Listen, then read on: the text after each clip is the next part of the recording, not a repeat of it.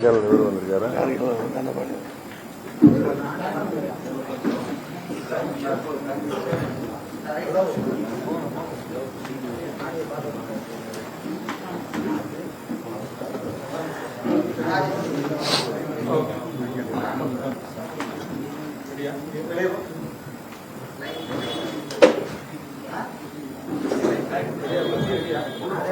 Ready sir.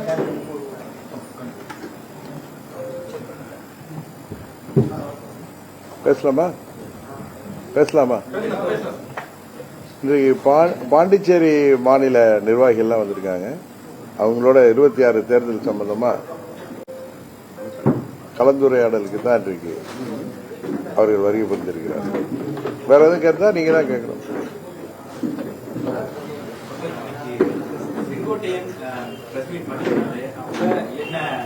விருது சென்றவர்களை ஒன்றிணைக்கணும்னு பாஜக சொன்னாங்க. அதனாலதான் இந்த ஒரு முடிவை எடுத்தேன்னு சொல்லியிருக்காரு. மறுபுறம் நீங்க பாஜக கூட்டணியில இருந்து வெளியே வந்திருக்கீங்க. இது உங்களுக்குள்ள இருக்கிறதுலயே ஒரு முரண்பாடா இருக்கிற மாதிரி தெரியுது. முரண்பாடு எல்லாம் ஒண்ணும் இல்ல. அவரு ஏடிஎம்கேல இருந்தப்பே அவரு டெல்லியை சேர்ந்தவர்களை சந்தித்து வந்திருக்காரு. அந்த சமயத்தில் நான் தேசிய ஜனநாயக கூட்டணியில் இருந்தேன். நான் செப்டம்பர் 1 தேசிய ஜனநாயக கூட்டணியிலேருந்து திரும்பிய பிறகுதான், அதுலேருந்து வெளியேறிய பிறகுதான் அவர் போய் டெல்லிக்கெல்லாம் போயிட்டு வந்தார். உங்களுக்கு தெரியும். அதனால அதுக்கு இதுக்கு ஒன்றும் முரண்பாடுலாம் இல்லை. அண்ணன் செங்கோட்டையன் விரும்புவது அம்மாவின் தொண்டர்கள், புரட்சி தலைவரின் தொண்டர்கள் எல்லாம் ஓர் அணியில் செயல்படணுங்கிறது தான். அதுதான் அவரது விருப்பம்.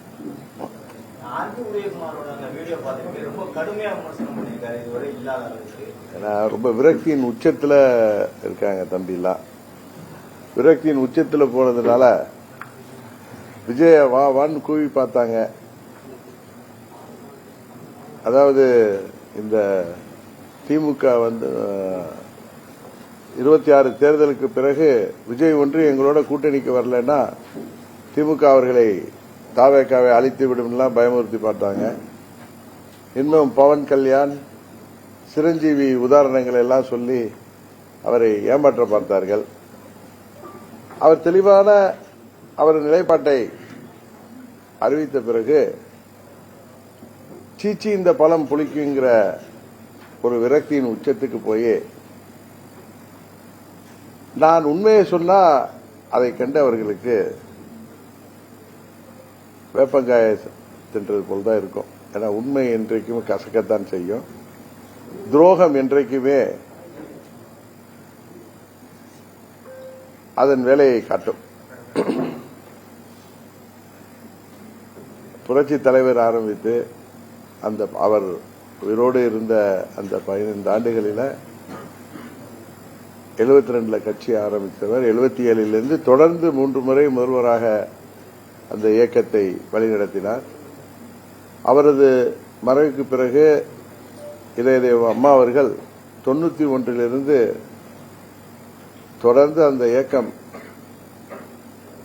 ஆட்சி பொறுப்பிலே அமர்த்தி தமிழ்நாட்டிற்கு பல்வேறு திட்டங்களை வழங்கினார்கள்.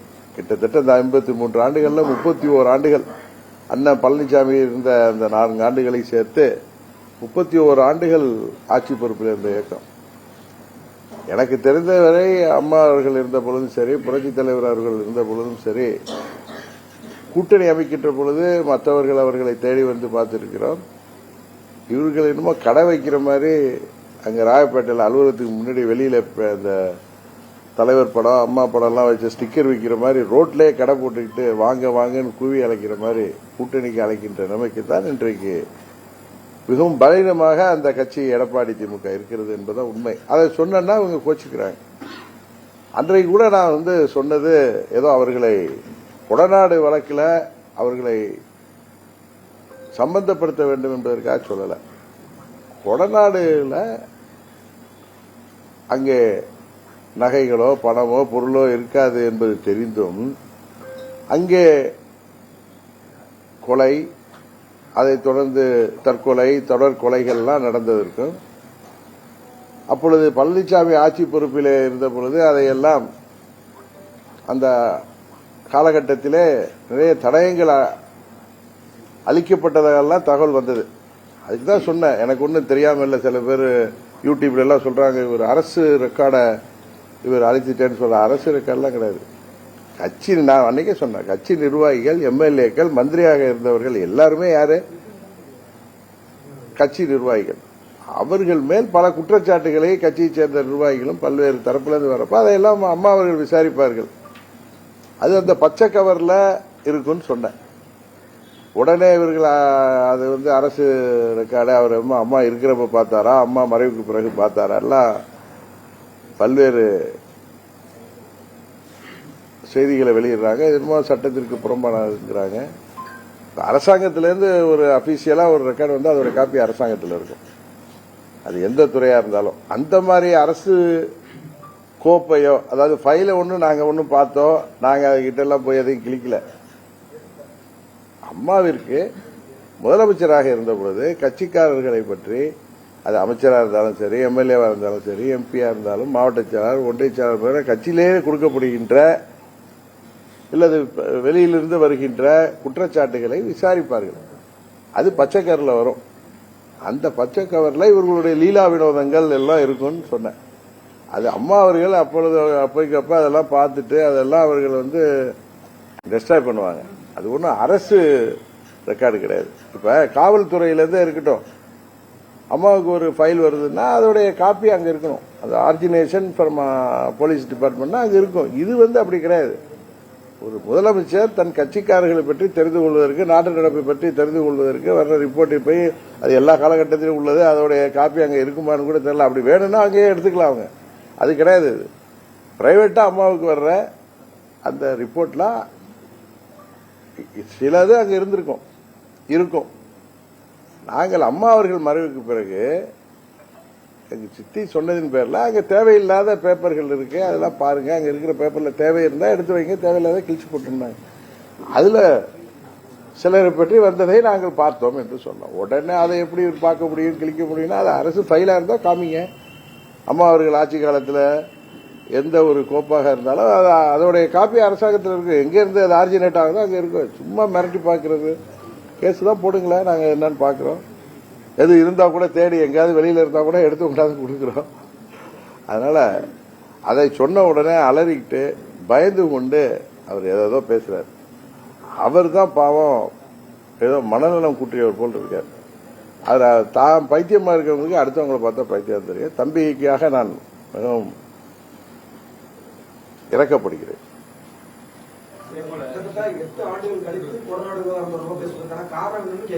நீங்க தானே சார் என்ன கேள்வி கேட்டீங்க? என்ன கேட்டீங்க? செங்கோட்டையன் அவர்கள் அதுல பழனிசாமி ஒன்னு சொல்றாரு அப்படின்னு நீங்க கேட்டீங்க. நீங்க நானா ஏதோ மேடையில பப்ளிக் மீட்டிங்ல பேசுற மாதிரி நீங்க கேட்கறதே தவறுங்கிற. நீங்கள் உங்க பத்திரிகை துறையே ஊடகத்தை சேர்ந்த நண்பர் ஒருவர் அண்ணன் செங்கோட்டையன் அவர்கள் பழனிசாமியை கொடநாடு வழக்கில் அவர் A1 அவரு அப்படின்னு அவர் சொல்லி அப்படி சொல்றாருன்னு கேட்டீங்க. அதற்கு நான் கொடுத்த பதில் அவர் A1 சொல்லல, B1 சொல்லல. இதுல கொடநாட்டில் போய் ஜன்னலை உடைச்சு அங்க உள்ள வாட்ச்மேனை கட்டி போட்டு அவர் கொலையாகின்ற அளவுக்கு எல்லாம் நிகழ்ச்சி, அதை தொடர்ந்து தொடர் கொலைகள்லாம் நடக்கிற அளவுக்கு அங்க இருக்குன்னு தேடி இருப்பாங்க. அந்த ஃபைல் அங்க இல்ல, அந்த முட்டாள்களுக்கு தெரியல, அதெல்லாம் போயஸ் கார்டன்ல தான் இருந்துச்சு. இல்ல இதுல நானா எனக்கு கொடநாடை பத்தி பேசல. நீங்களா ஒண்ணு கேட்கறீங்க, நான் பதில் சொன்னா உடனே தினகரன் அதை கிளப்புறாரு. திரும்பி 4 நாள் கழிச்சு அதே இடத்துல உட்காந்து நீங்க கேள்வி கேட்டா இது எப்படி நியாயமா இருக்க முடியும்? செங்கோட்டையன் என்ன சொல்றாருன்னா, எடப்பாடி பழனிசாமி நான் தான் முதலமைச்சர் வேட்பாளரா முன்னிறுத்தினேன், முன்மொழிந்தேன்னு ஏதோ சொல்றாரு அவரு. அது அங்க நடந்தப்ப எல்லாத்தையும் கையெழுத்து வாங்கணும். அப்ப அவர் முன்மொழிந்திருக்கலாம், எனக்கு அது சரியா ஞாபகம் இல்லை. முன்மொழிந்தேன்னு சொல்ற மாதிரி தான் ஞாபகம் இருக்கு. அது அங்க எம்எல்ஏக்கள் கூட்டம் நடந்துச்சுல, அப்ப எல்லாரும் கையெழுத்து போடுவதற்கு முன்பு இவர் பழனிசாமி வேணான்னு சொன்னார் எங்கள்கிட்ட, என்ன அறிவிக்காதீங்க, என்ன சொல்லிட்டு வாங்காதீங்கன்னு. பட் நாங்க அதை ஒத்துக்கல. இருந்தாலும் பழனிசாமி அவர் தான் முதலமைச்சர் வேட்பாளராக தேர்ந்தெடுக்கப்பட்டார் சொல்லி எல்லாரும் கையெழுத்து போட்டாங்க. மேபி அந்த கூட்டத்தில் ஏதோ முன்மொழிதல் இருந்திருக்கலாம். அதுதான் அதை எனக்கு நான் கவனிக்கல. எனக்கு தெரியும், நாங்க இருந்தா கூட நான் கவனிக்காம இருந்தேன்.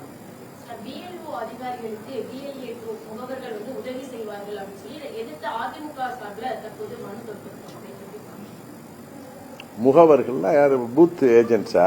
அவங்க இந்த அதிகாரிகளுக்கா? உதவி செய்வதுங்கிறது எல்லா கட்சியிலையும் முகவர்கள் வாக்கு ஆமா புரியுது. அதான் பூத் ஏஜென்ட்னு சொன்னேன்.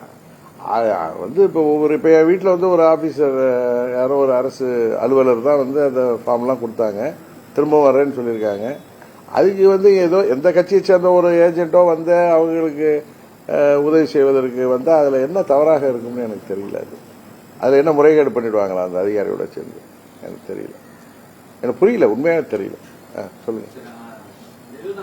மறைவு பிறகு பாஜக தான் அதிமுகவை முழுவதுமா கட்டுப்பாட்டுல வச்சிருந்தது, கபலீகரம் பண்ண பார்த்தது, அழிக்க பார்த்தது, பல தரப்புல இருந்தும் வந்துட்டே இருந்தது. இந்த நேரத்துல ஓ பன்னீர்செல்வம் அவரும் என்ன சொல்லியிருந்தாருன்னா, பாஜக சொல்லிதான் நான் தர்மயுத்தம் தொடங்கினேன்றாரு. இப்ப செங்கோட்டையனும் அதையதான் சொல்றாரு. இது இரண்டும் நடப்பதற்கு முன்னாடியே உங்களை சிறைக்கு அனுப்புனது பாஜக தான் அப்படின்னு அப்போ ஒரு விமர்சனம் இருந்தது. இது போன்று தொடர்ந்து பாஜக பின்னிருந்து அதிமுகவை இயக்குதுன்னு சொல்லிட்டே இருக்கக்கூடிய ஒரு நிலையில அதிமுகவை ஒன்றிணைக்கக்கூடிய ஒரு நல்ல முயற்சியில பாஜக இருக்கா, இல்ல அழிக்க பாக்குதா?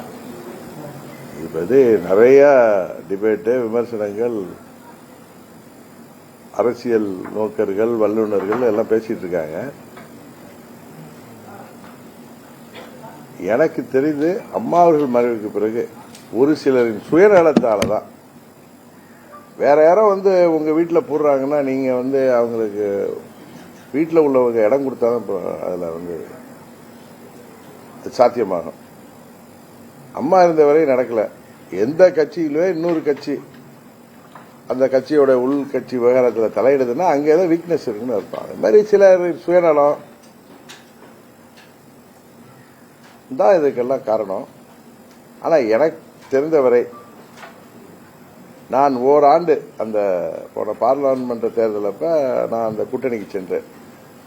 அதற்கு முன்பு 21 தேர்தலப்ப திமுக வீழ்த்துவதற்கு நீங்கள் எல்லாம் ஓர் அணியில இணையணும் சில முக்கிய தலைவர்கள் சொன்னதன் பேர்ல எனக்கு தெரியும் பழனிசாமி ஒத்துக்கொள்ள மாட்டார்னு தெரிஞ்சேன். ஏன்னா என்ன சந்திக்க அவர் அச்சப்படுவார், ஏன்னா எங்களுக்கு துரோகம் செய்தவர்னால.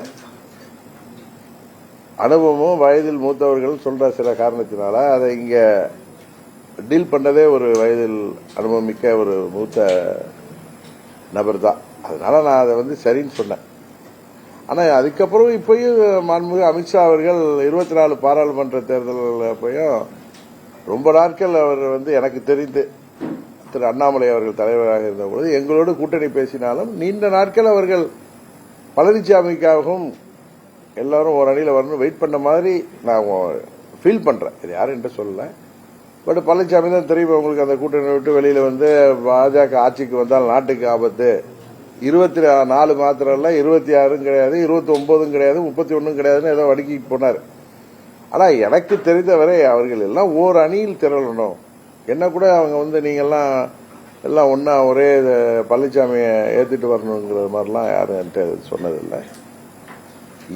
என்னது சொந்த அனுபவத்தை சொல்றேன். உடனே பாஜகவுக்கு ஒரு ஆதரவா பேசுறாரு, இல்ல டெல்லிக்கு பயப்படுறாரு, ஏதோ பேசுறாங்க. எதை வேணாலும் பேசட்டும். அதாவது வெறும் வாய்க்கு மெல்லுவாங்க. இவங்களுக்கு அவள் கிடைச்ச மாதிரி இங்க ஏதாவது இவங்க பேசுறத வச்சு என்னிடம் யாரும் அப்படி அழுத்தம் கொடுக்கவும் இல்லை.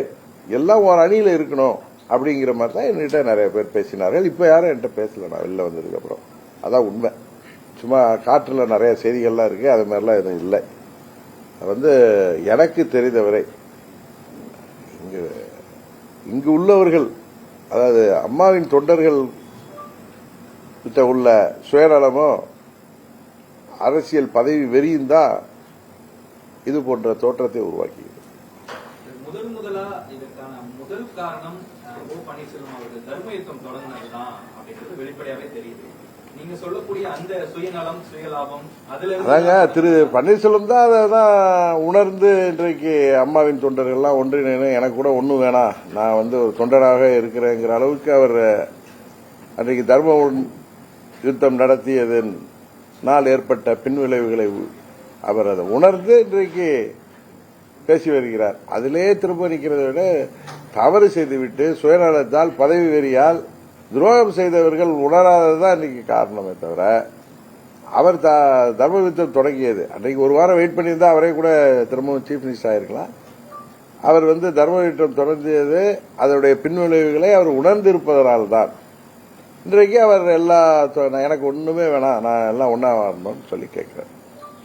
இன்றைக்கு பாஜக உங்களிடமோ அல்லது ஓ பன்னீர்செல்வம், செங்கோட்டையன் இவர்களை எல்லாம் அழைத்து ஒண்ணு சேரணும்னு சொல்லக்கூடிய அந்த பாஜக, எடப்பாடி தான் இப்பொழுது பொதுச் செயலாளர் இருக்காரு, அவரை அழைத்து சொல்றாங்களா இல்ல சொல்றத அவங்க கேட்கலையா? இல்ல என்கிட்ட யாரும் இப்ப சொல்லல, நான் தான் சொல்றேன்ல 21 தேர்தலுக்கு முன்புதான் சொன்னாங்க. அது திமுக எதுக்குங்கிறது. இப்பெல்லாம் நான் கூட்டணியில் இருந்தப்ப யாரும் எதுவும் சொல்லல. நான் சொல்றேன், ஒரு வருஷமா நான் அந்த கூட்டணியில் இருந்தப்ப யாரும் என்னிடம் பேசல. நண்பர் அண்ணாமலை தான் என்டிஏ விட்டு நீங்க வெளியேறியதை மறுபரிசீலனை செல்லுன்னு என்கிட்ட வீட்டிலே வந்து கேட்டார். பல முறை தொலைபேசியில் பேசுறப்ப சொன்னார். வேற யாரும் டெல்லியை சேர்ந்தவர்கள் யாரும் அதை பத்தி என்கிட்ட பேசல. ஒருவேளை செங்கோட்டையன் பார்த்திருக்கலாம், அவர் சொல்லியிருக்கலாம். ஆனா என்கிட்ட யாரும் சொல்லல. அவர்கிட்ட சொல்லக்கூடிய அந்த பாஜக பொதுச் செயலாளர் எடப்பாடி கிட்ட அதை சொல்லியிருக்கலாமே. அது நீங்க பாஜகவை சேர்ந்தவர்கள்ட்ட தான் கேட்கல, திரு நயினார் நாகேந்திரன் அவர்கள்ட்ட தான் கேட்கல. நான் என்னிட்ட கேட்கறதா அப்படி பேச தெரியல சார். என்கிட்ட யாரும் எதுவும் பேசல சார். நான் செப்டம்பர் 1ஆம் தேதிக்கு அப்புறம் என்கிட்ட யாருமே பேசல. ஒரு முறை அண்ணாமலை அவர்கள் தொலைபேசியில நண்பரா பேசுறப்ப மறுபரிசீலனை செய்யணும்னு சொல்லுவாரு. இப்போ நான் வெகு தூரம் சென்று விட்டதுனால அவரும் அதை பத்தி பேசுறதில்ல. அவர்கிட்டையும் நான் பேசி 10-15 நாள் ஆகுது. மீண்டும் என்டிஏ கூட்டணிக்கு அம்மா மக்கள் முன்னேற்ற கழகம் வருவதற்கான அது மாதிரி எண்ணமே இல்லை. ஏன்னா பழனிசாமி முதலமைச்சர் வேட்பாளராக பழனிசாமி தலைமையில நான் பழனிசாமி முதலமைச்சர் வேட்பாளருங்கிறத நான் ஏத்துக்க முடியாதுன்னு சொன்னாலும் எங்க கட்சியை சேர்ந்த நிர்வாகிகள் முன்னாள் எம்எல்ஏக்கள் 2 பேரும் பக்கத்தில் உட்காந்துருக்காங்க. அந்த 18 எம்எல்ஏ இவங்களெல்லாம் நான் அனாதையாக்கி விட்டேன்னு சொல்றாங்க. அதெல்லாம் இல்லை. அவர்கள் தான் அவர்களுக்கு ஆட்சியை காப்பாற்றி கொடுத்தவர்கள். நம்பிக்கையில்லா தீர்மானத்தில் காப்பாற்றி கொடுத்தவர் தான் அண்ணன் ரங்கசாமி, தம்பி பார்த்திபன். இவர்கள் என்னோட இன்றைக்கு கழகத்தின் துணை பொதுச் செயலாளராக, தேர்தல் பிரிவு செயலாளராக, மாவட்ட செயலாளர்களாக, மண்டல பொறுப்பாளர்களாக அவர்கள் சிறப்பாக செயல்பட்டுக் கொண்டிருக்கிறார்கள். அவர்கள் பழனிசாமி தலைமையில என்டிஏ கூட்டணி தமிழ்நாட்டில் இருப்பதை கூட அவர்கள் ஏற்றுக்கொள்ளவில்லை. அதுதான் உண்மை. இதுதான் இன்றைக்கு அம்மா மக்கள் முன்னேற்ற கழகம். நீங்க நினைக்கிற மாதிரி அவர்களால் நியமிக்கப்பட்ட பொதுச் செயலாளர். அவர்கள் தான் தொண்டர்கள் தான் என்னை வழிநடத்துகிறார்கள். அவர்கள் விருப்பத்தின்படிதான் நான் செயல்பட்டுக் கொண்டிருக்கிறேன். நான் முதன்மை தொண்டனாக என்னை வைத்திருக்கிறார்கள். அவ்வளவுதான். நீங்க 3 பேருமே சந்திச்சு பேசிட்டீங்க. அதுக்கு அடுத்த கட்டம் என்ன மாதிரியான நிலைப்பாடு இருக்கு? சசிகலா அவர்களை எப்ப சந்திக்க போறீங்க? அது மாதிரி இந்த சப்ஜெக்ட் ஒரே தெரியா மகாபாரதம் மாதிரி எபிசோடு மாதிரி போயிட்டே இருக்கேதா. அன்னைக்கு நானும் செங்கோட்டையன் தொலைபேசியில பேசிக்குவோம். திரு பன்னீர்செல்வம் அவர்களோட அன்னைக்கு அங்க சந்தித்தது தான். அதுக்கப்புறம் நான் பேசவும் இல்லை. எங்கள் பணியை பார்த்துட்டு இருக்கோம். எங்க கட்சி பணியை, எங்களுக்கு கூட்டணிக்கு எந்தெந்த தொகுதிகள் நமக்கு நாம் போட்டியிடலாம், அங்க எங்க வேட்பாளர்கள் தொகுதிகளை கட்டமைப்பை சரியா வச்சிருக்காங்க, எங்க வெற்றி வாய்ப்பு இருக்குங்கிறத பத்தி தான் நாங்க பேசிட்டு இருக்கோம். உண்மையாகவே நீங்க சொல்ற மாதிரி நாங்க அதை பத்திலாம் பேசல. இல்ல வரட்டுமே. அமமுகவை தவிர்த்து விட்டு எந்த கூட்டணியும் வெற்றி பெற முடியாதுங்கிறது தான் எங்களது நம்பிக்கை. அந்த அளவு அமமுக இன்றைக்கு தமிழ்நாடு முழுவதும் எங்கள் கட்டமைப்பை பலப்படுத்தி இருக்கிறோம். பல மாவட்டங்களில் நாட் இன் சம் பாக்கெட்ஸ், பல மாவட்டங்களில் நாங்க டிசைடிங் ஃபேக்டரா இருப்போங்கிறது எல்லோருக்கும் தெரியும். நீங்க ஒரு மூத்த அரசியல் தலைவர், செங்கோட்டையன கட்சியிலிருந்து நீக்கினதுக்கு அப்புறம் இன்றைக்கு அந்த மாவட்டத்தினுடைய மாவட்ட அலுவலகத்தெல்லாம் முன்னாள் அமைச்சர் SP வேலுமணி திறந்து வைக்க போறாங்க. செங்கோட்டையனுடைய எதிர்காலம் எப்படி இருக்கும்? அவருடைய நிலைப்பாடு ரொம்ப கவலைப்படாதீங்க. செங்கோட்டையன் 72ல எனக்கே அப்ப 15 வயசு தான் இருந்திருக்கும். அவர் எம்எல்ஏ இருந்தப்ப நான் காலேஜில் படிச்சுட்டு இருக்கேன். ஸ்கூல்ல தான் படித்தேன். 77ல 63னா 14 வயசு தான் எனக்கு. ஸ்கூல்ல தான் படிச்சுட்டு இருந்தேன். 77ல இருந்து 53 ஆண்டுகள் அனுபவம் உள்ளவர். அவருக்கு யாரும் புத்திமதி சொல்லவோ அல்ல அவரை யாரையும் பின்னணியிலிருந்து இயக்கவோ தேவையில்லை. அவரே சுயமாக சிறப்பாக இயங்கக்கூடியவர், அரசியல் ரீதியாக நல்ல தெளிவாக இருக்கக்கூடியவர். இறைவனர்களால் உடல் நலமும் நன்றாக, இன்னும் அந்த சிட்டுக்குருவி மாதிரி தான் அவர் இருக்கார். நாங்க அப்பெல்லாம் அவர் எங்களுக்கெல்லாம் டூர்லாம் முதல் நாள் அம்மா டூர் நாளைக்கு, இன்னைக்கு ஒரு முதல் நாள் நைட்டே ஒரு ரவுண்டு போயிட்டு வந்துடுவார். எங்க அம்மா டூர் முடிச்சதுக்கு அப்புறம் போயிட்டு காலம்புற ஃப்ரெஷ்ஷா 9 மணிக்கு வந்துடுவார். அவர் பேரை நாங்க சிட்டுக்குருவி பறந்து போயிட்டு இருப்பாரு. அதே மாதிரி தான் இப்ப இருக்காரு. அதே சுறுசுறுப்பா இருக்காரு. அன்னைக்கு தேவர் நினைவிடத்துல கூட நான் கூட்டத்தை சிக்கிட்டா எனக்கு முன்னாடி போயிட்டாரு உள்ளார. எங்களுக்கு போய் வெயிட் பண்ணிட்டு இருந்தாரு. அதனால அங்க எடப்பாடி திமுக சார்பா அலுவலகங்கள் திறக்கலாம், அதெல்லாம் நடக்கலாம்ப்பா. அவருடைய இம்பாக்ட் என்னங்கிறது இன்னும் ஒரு 3-4 மாசத்துல உங்களுக்கு தேர்தலில் தெரிஞ்சு போயிடும். வைகோ 2 தினங்களுக்கு முன்பு ஒரு குற்றச்சாட்டை ஓபிஎஸ் மேல வச்சிருக்காரு. 2011 அப்ப அதிமுக கூட்டணிக்கு 12 தொகுதிகள் கேட்டோம். ஓபிஎஸ் தான் பொய் சொல்லி கூட்டணியில இருந்து எங்களை சேர்த்துக்கல, ஜெயலலிதா அவர்களிடம் பொய் சொல்லிட்டார் என்ற ஒரு குற்றச்சாட்டு வைக்கிறாரு. அப்ப என்ன நடந்தது? 2009 பாராளுமன்ற தேர்தல் வரை தான் நான் ஆக்டிவா இருந்தேன். 11 தேர்தல் அப்ப நான் ஆக்டிவா இல்ல. அதனால தெரியாத ஒன்றை நானா இட்டு கட்டி பை சொல்ல விரும்புறேன். தேர்தல் நெருங்கும் சமயத்துல இந்த கொடநாடு பத்தி சொல்றாருன்ற ஒரு கணக்கு இல்லம்மா, நீங்க போன இன்டர்வியூக்கு வரல. இல்ல அதுதான் அதுதான் கேட்கிறேன். இதே மாதிரி அன்றைக்கு நான் சென்னையில பத்திரிகையாளர்களை சந்தித்த பொழுது உங்க ஊடகத்தை சேர்ந்தவர்கள் தான் டிடிவி தினகரனிடம் அண்ணன் செங்கோட்டையன் அவர்கள் எடப்பாடி பழனிசாமியை A1ஆக சொன்னதை பற்றி என்கிட்ட கேட்டப்ப நான் அங்க கொடநாட்டில் நடந்ததை விளையாட்டாக சொன்னேன். எதுவும் இங்க தேடி போயிருந்தா அதெல்லாம் அங்க இல்ல, எல்லாம் இங்கதான் இருந்துச்சு அப்படின்னு சொன்னேன். அதனால நான் பேசல. நீங்க நல்லா அந்த இன்டர்வியூ பாத்தீங்கன்னா என்ன கேட்டுட்டு நீங்களே திருப்பி என் மேல குற்றச்சாட்டு இதே இடத்துல நீங்க உட்கார்ந்துருக்க இடத்துல உட்கார்ந்தா யாரோ ஒரு நண்பர் கேட்டார். அதனால நான் ஆரம்பிக்கல. கொடநாடை பத்தி நான் பேசியதில்லை. கொடநாடுன்னா ஏன் பழனிசாமி பயப்படுறாருன்னு நான் கேட்டிருக்கேன். முதலமைச்சர் அது மாதிரி சட்டமன்றத்தில் கூட இந்த கொடநாடு கொலையாளிகளை நெருங்கி விட்டோம் அப்படின்னு பலமுறை சொல்லி இன்னும் அந்த கொலையாளிகளை பிடிக்கலன்னு நான் அவரையும் தான் கேள்வி கேட்கிறேனே தவிர நான் கொடநாடு கொலையாளிகளை பத்தி நான் பேசல. நீங்க அன்றைக்கு இன்டர்வியூவே கேளுங்க, ஊடக நண்பர்களுக்கு. நான் ஆரம்பிக்கல. என்னிடம் கேட்கப்பட்ட கேள்விக்கு நான் பேச சொன்னேன்.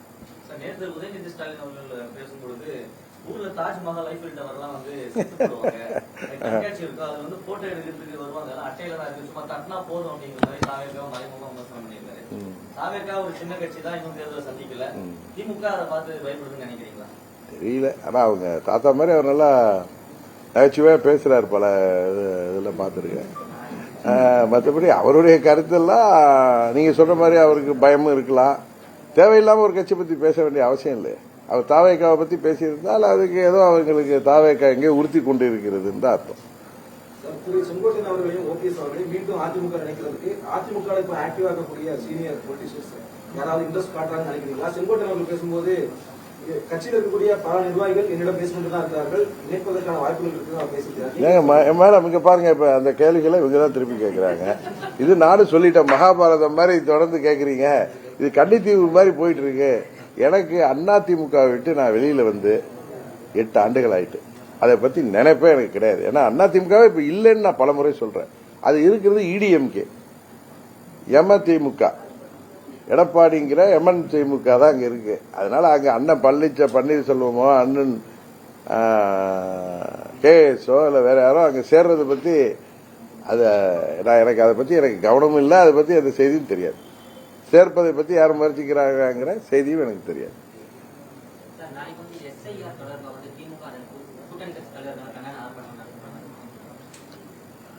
நான் கூட SIR-ஐயே ஆளுங்கட்சி அந்த கூட்டணி எதிர்க்கிறாங்கன்னு தான் நினைச்சேன். ஆனா அந்த ஃபார்ம்லாம் எனக்கு வந்திருக்கு. அதை வந்து 2005 டீட்டெயில் அதெல்லாம் கேட்கறது.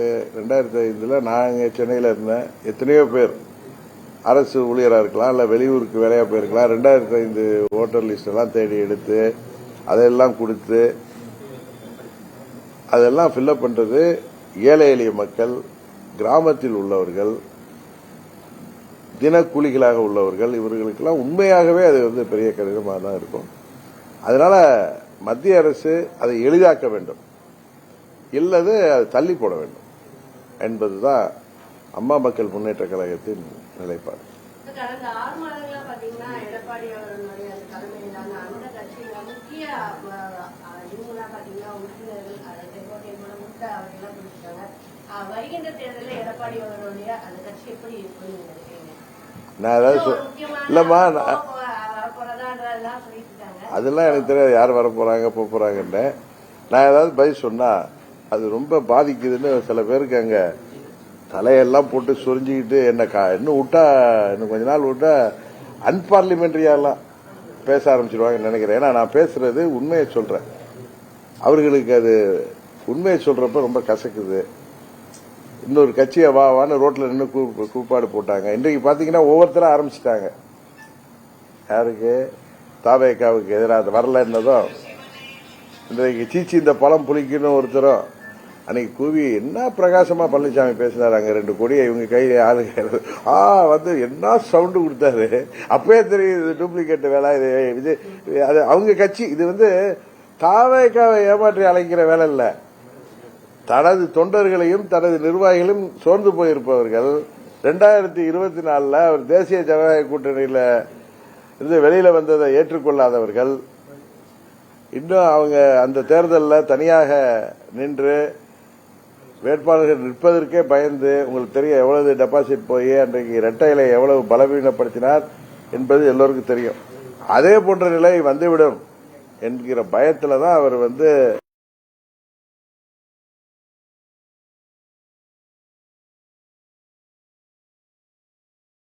பேசுறாங்க. அந்த கட்சியை கூவி கூவி பழனிசாமி அழைத்தார். அவரை சேர்ந்தவர்களும் தம்பி மதுரை தம்பி வந்து அப்படியே விஜய்க்காக நின்று அப்படியே எப்படியெல்லாம் பேசுறாங்க. நான் அன்னைக்கே சொன்னேன், கரூர்ல கடுமையான ஒரு கொடுமையான துக்க நிகழ்வு நடந்திருக்கு. இந்த நேரத்தில் துக்க வீட்டில் போய் நீங்க போய் துக்க நேரத்தில் பேசுறீங்களா? எரியிற வீட்டில் எங்க ஊர்கள் எல்லாம் சொல்லுவாங்க, சுருட்டுக்கு நெருப்பு கேட்ட மாதிரி பேசுறீங்களே, கூட்டணிக்கு வர்றதை பேசுறதுக்குள்ளான நேரமா இதுன்னு கேட்டேன். இன்றைக்கு விஜய் வரலன்னு ஒவ்வொருத்தரா வெளில வந்திருக்காங்க. KP முனுசாமி ஆரம்பிச்சாரு, அடுத்தது அண்ணன் நத்தம் விஸ்வநாதன் ஏதோ பேசுறாரு. இன்னும் கொஞ்ச நாள்ல விஜயை திமுகவை விட அதிகமாக பழனிசாமி கம்பெனி தான் தாக்க போகுது பாருங்க. சற்று நேரத்திற்கு முன்பாக கோயம்புத்தூர்ல EPS பிரஸ் மீட் பண்ணிருக்காங்க. செங்கோட்டையினுடைய குற்றச்சாட்டுக்கும் பதில் அளிச்சிருக்காரு. நீங்க முன்னால அதிமுக இருந்தீங்கன்றதால அதை கேட்கிறோம். எடப்பாடி பழனிசாமி தற்போது அதிமுகவை ஒரு குடும்ப கட்சியா பயன்படுத்திட்டு இருக்காரு, ஒரு குற்றச்சாட்டை முன் வச்சிருக்காரு. நீங்க எப்படி பாக்குறீங்க?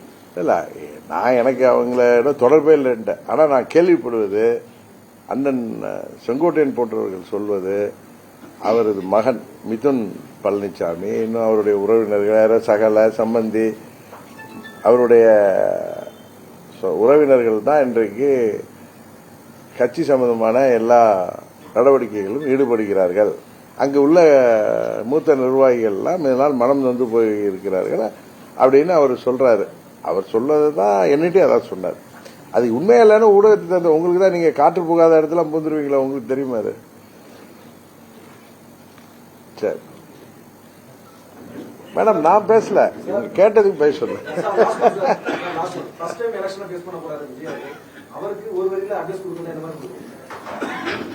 இலவசமா அட்வைஸ் எல்லாம் கொடுத்தா அது வேஸ்ட்டுங்க. யாருக்கும் அட்வைஸ் கொடுக்கிற அளவுக்கு நான் ஒன்றும் பெரிய ஆளு கிடையாது.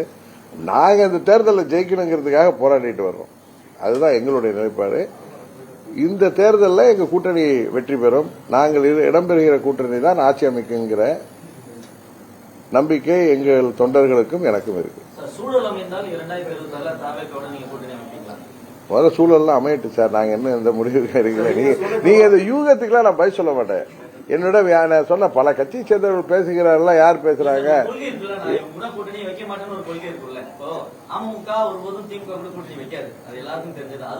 எங்களை அமமுகவுடைய இந்த தேர்தலுக்கான எங்க நிலைப்பாடு துரோகத்தை வீழ்த்தணும். அதற்காக அம்மா மக்கள் முன்னேற்ற கழகம் உறுதியாக செயல்படும். அதுதான் எங்கள் தொண்டர்கள், எங்கள் நிர்வாகிகள் விருப்பம். அதை தான் நான் செயல்படுத்த போறேன். எந்த ஜனநாயக ஆயுதத்தை நான் கையில எடுக்க போகிறேன் என்பதை 2 மாசம் 3 மாசம் வெயிட் பண்ணுங்க.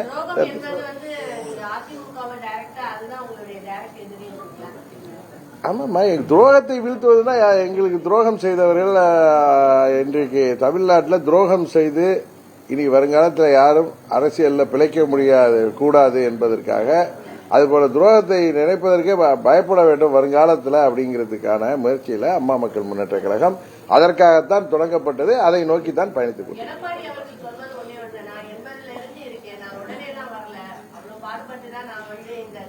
ஆமா ஆமா ஆமா, அவர் துரோகமே செய்யல. அவர் துரோகமே செய்யல.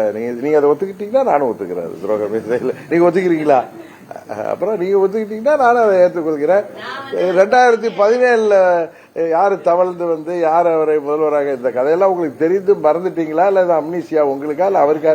அவர் எதை வேணாலும் பேசுவார். நேற்று வரைக்கும் விஜய் குவி அவிழச்சிட்டு இன்னைக்கு அவர்கள் என்னெல்லாம் பேச ஆரம்பிச்சிருக்காங்கன்னு பாருங்க. அதனால நாங்க சொல்றது, துரோகத்தை வீழ்த்துவதற்காகத்தான் இந்த இயக்கம் தொடங்கப்பட்டது. சரிதானே?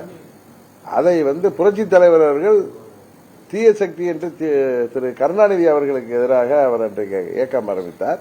அதனால நான் புரட்சி தலைவர் என்ன சொல்லிக்கல. அதுபோல சூழ்நிலை 2017 துரோகத்தை எதிர்த்து அம்மா மக்கள் முன்னேற்ற கழகம் உருவாவதற்கு காரணமாக திரு பழனிசாமி அவர்கள் தான் அமைந்தார்கள். அதை வீழ்த்துவதுதான் எங்களுடைய முதல் குறிக்கோள். தனியா வீழ்த்த போறீங்களா இல்ல கூட்டணி சேர்ந்து உறுதியாக இந்த முறை கூட்டணியில் செல்லும். அடுத்தது கேட்பீங்க எந்த கூட்டணின்னு. அது உங்க விருப்பத்துக்கெல்லாம் நான் போய் சொல்ல முடியாது. ஒரு வார்த்தையில இலவசமா அட்ரஸ் கொடுக்க முடியாது சொல்லிட்டீங்க. ஆமா, அப்ப யாரோட இணைந்து அட்ரஸ் கொடுக்க போறீங்க? யாருக்கு? நீங்க நீங்க கேட்டது தாவேக்காவுக்கு நான் ஒன்னும் அட்வைஸ் கொடுக்கறது தேவையில்லைன்னு நினைக்கிறேன். அவர்களே அதை சரியா செயல்படுவாங்க. நாங்க சொல்றது பழனிசாமியை வீழ்த்துவது தான் எங்களுடைய ஒரே இலக்கு. அதை நோக்கி நாங்கள் பயணித்துக் கொண்டிருக்கிறோம்.